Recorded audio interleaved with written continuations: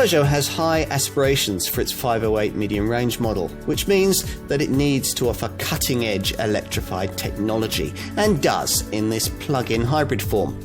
There's a price to pay for the convenience of limited fuel-free mileage, but you'll gain some of the outlay back in lower taxation payments and petrol savings. Fastback and SW Estate variants both feature with this setup, and there's premium packaging and appealing design to sugar the asking figures. This, in theory, is the fastest 508 variant you could choose. This hybrid model's combined 225 horsepower system output is matched by the top version of the conventional 1.6 litre PureTech petrol turbo model, but this electrified variant, not surprisingly, produces more pulling power, 360 newton meters of it. That goes on to be blunted, though, by the fact that the hybrid tech adds a portly 280 kilograms to the curb weight. This actually isn't the first time we've seen a hybrid 508 model. The first generation design was available in electrified form too, but that was a self-charging setup mated to a diesel engine. This time round, a 180 horsepower 1.6 litre turbo petrol power plant combined with an 8-speed auto gearbox is mated to a 110 horsepower electric motor on the front axle, powered by an 11.8 kilowatt-hour lithium-ion battery.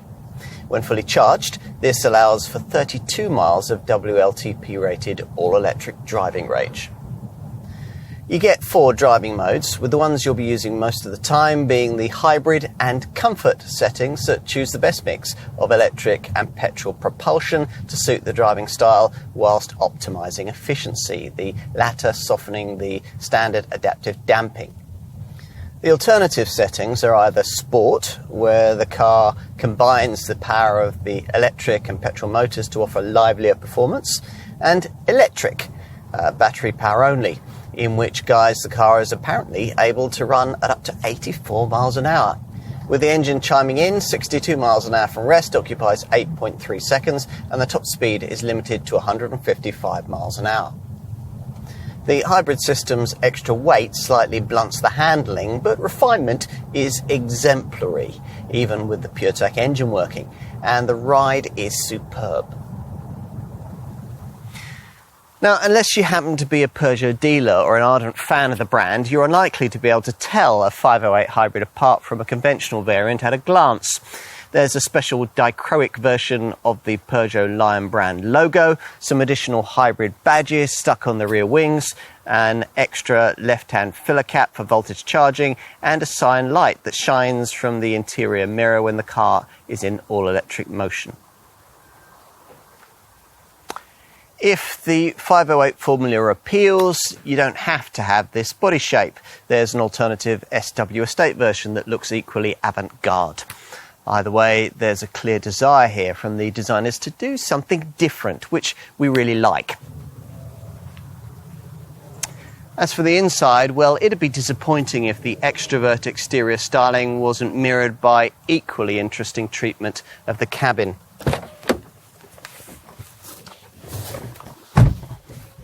And that's just what you get.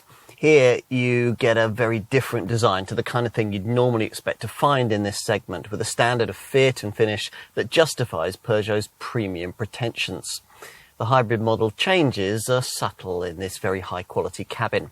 There's a little lightning bolt piano key button just below the centre dash infotainment screen, which accesses various hybrid-specific functions. There's an extra energy display option for the instrument binnacle screen. We'll get to that. And the auto gearbox lever gains an extra B option so that regenerative braking force can be altered. That's about it. As ever with a 508, the interior feels of much higher quality than you'd expect from a volume brand, aided in sophistication by a digital instrument binnacle screen and a huge display for the aforementioned central monitor. As usual with a modern Peugeot, there's an iCockpit dash layout you'll have to get used to that leaves you looking over the smaller steering wheel at the instrument binnacle rather than conventionally through it. A word about those instrument gauges. They represent another of this cabin's defining talking points. Conventional dials completely replaced by this fully configurable and customizable 12.3-inch colour screen. Everything else you'll need to know can be found on what looks like a tablet PC attached to the fascia, a multi-function colour touchscreen that's 10 inches in size.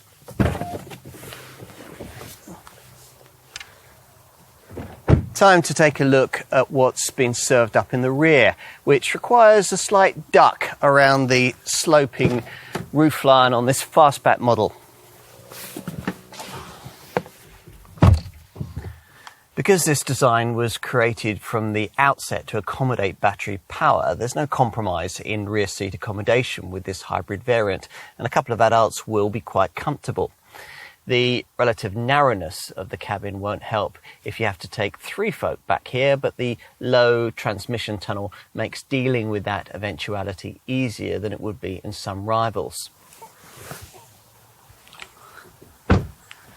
Unlike most other PHEVs, boot space is unaltered over the equivalent combustion engine model, which in this case means that you get 487 litres of capacity in the hatch and 530 litres in the SW estate. Let's get to the efficiency figures.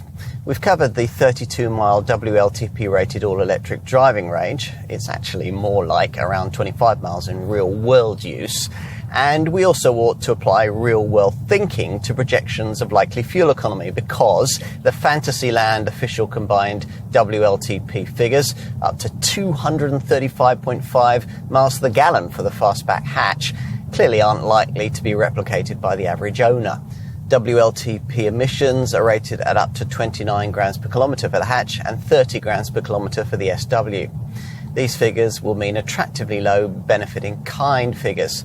At the time of this test in summer 2020, for a 508 hybrid with Allure trim, a user in the 40% tax bracket would be paying £1,395 a year. To give you some perspective, if the same user were running a 508 with a 1.5 litre Blue HDI diesel engine, the annual taxation fee would be £2,415.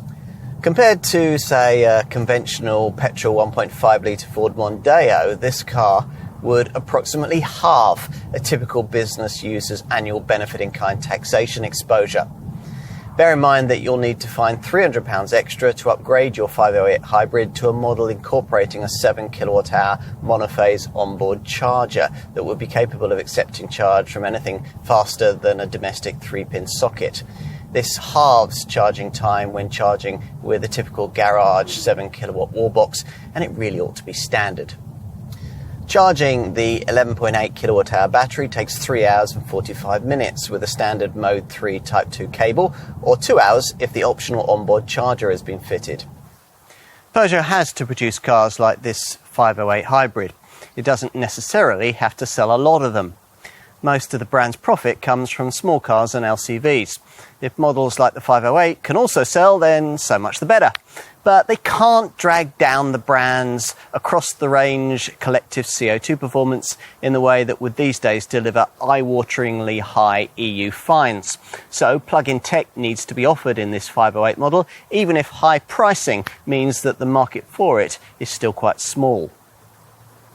As with a 388 hybrid, we think that you need to stick with base Allure trim for the financials to really make sense. And in this case, we'd opt for the practicality of the alternative SW estate body style. With those caveats in place and a competitive finance deal on the table, this car starts to make some sort of sense. But if you don't agree, Peugeot won't worry too much. C'est la vie.